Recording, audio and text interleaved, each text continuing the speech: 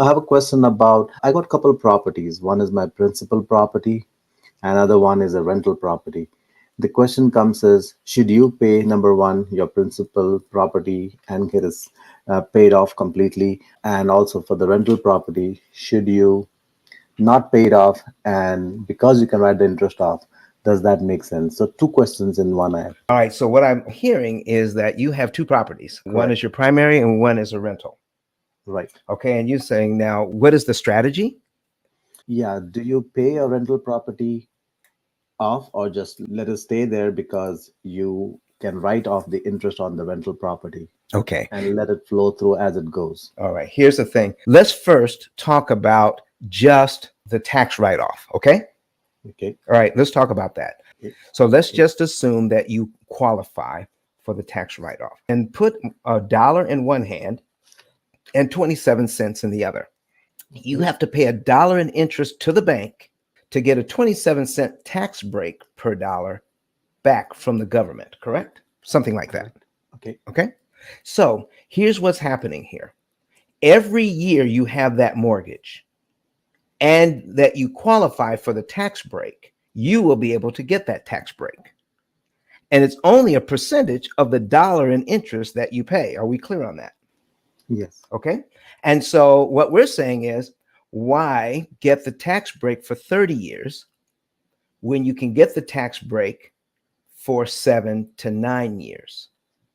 But Don, if I pay off the house early, then I no longer get the tax break. That is exactly right, Gustavo. But you get to keep the dollar to invest any way you choose. Okay. Does that make sense? Yeah, that does. So that just handles that, but that doesn't handle any other question that you may have. So do you have any other questions around the two properties that we can handle today?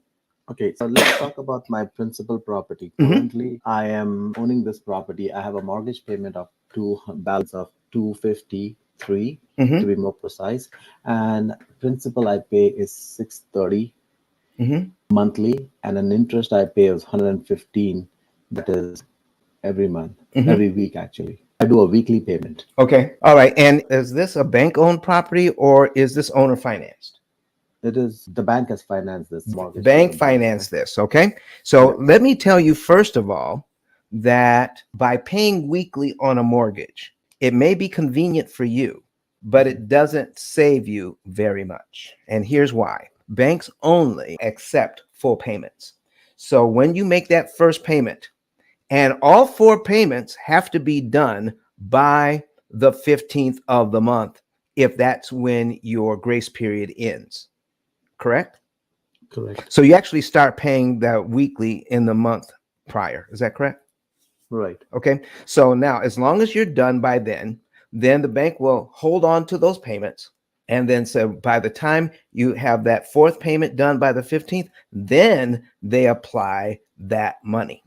All right. Now, here's what's happening, what could happen with paying weekly if you wanted to save money. You've heard of a biweekly payment, haven't you? Correct. Okay. So now, by doing that, you can still take advantage of the fact that 2 months out of the year, okay, 2 months out of the year, if you're Mhm. paying weekly, one or two of those payments can go to principal if you direct them to the bank, because you're going to be done paying by the 15th. And on those months where you have 5 weeks, you can actually sneak in another payment in there that month and say, apply that to principal. But if you don't do that, then it probably won't happen for you. Now, a biweekly payment will actually save you anywhere from 4.9 years to 7 years on a 30-year mortgage. The most it can do for you is cut a 30-year mortgage down to 23. That's the most. So now here is the thing that you want to do to prove this out. And one of the things you want to take a look at is, once you start looking at your amortization schedule and you're paying weekly, all right, Yeah. take a look and see, compare the amortization schedule that you received when you got the loan and Mhm. compare that with the statement that you have and see if you owe the same amount this month. If you owe the same amount, then paying weekly has not benefited you at all, except for probably making it more convenient for you to pay the loan, but it hasn't saved you any time or interest. To save time or interest, what generally has to happen is that you must make a full payment. And then after a full payment is made, you can apply whatever monies you want to principal. And by applying those monies after the full payment and before the next month's payment, then that money can be applied to principal if you direct the bank to do that for you. And you have to follow their rules in applying money to principal. Now, here is what we don't know.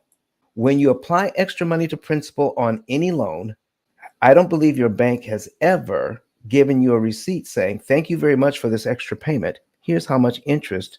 Here's how much time you saved. Correct? No. Yeah. Okay. You're right. And so here's the other thing. We've never even bothered to ask. Right. And that is what's important here. So when we pay extra, you want to know what you bought. When we're paying our money, we're buying something. When you are renting the bank's money for a particular fee, and the fee is that interest. So interest is nothing more than rent on your money. So by doing that, you are paying for something. You're paying for a service. I'm paying you for the service of being able to pay this loan off over time. Okay? Right. And how much is your rental property? The value of the property, Yes. the loan, Yeah. the loan is about $210. 210,000. Okay. Thousand, sorry. Now, I just came back from New York and I saw some pretty fancy cars on the street. Oh boy. So listen, I saw some pretty fancy cars on the street, like Lamborghinis and things like that. I've never even touched one. I've seen one, but I haven't touched it. You know, those things can cost up to $200,000. And you know what's surprising to me? Is that you can get a $200,000 mortgage on a house, but you can't get a 30-year loan on a $200,000 Lamborghini. It has to be paid off in 6 or 7 years. So if we could pay off a Lamborghini in 6 or 7 years and that be totally acceptable, then why is it acceptable to us to get a 30-year loan on a $200,000 house? Right. So we need to start treating our houses like Lamborghinis. Does that make sense? Absolutely. And if we do that, we can then calculate the interest savings. And by calculating the interest savings, then we can then discover how should we go about attacking the loan, either for the primary property or the rental property. But what if they were both in our interest cancellation formula? What if both loans were in there? How would you like to know when it was the right time to put money on the primary property and when is the right time to put money on the rental property to save the maximum amount of interest that is possible for you and pay off both loans in approximately 9 or 10 years? That'd be awesome. That's what we're talking about, sir. But Don has some valuable information that can contribute to the quality of a person's life. And it only costs you a few dollars. It's his book. Why not get that? I'm going to go through the P.I.L.L method myself with some of my investment properties.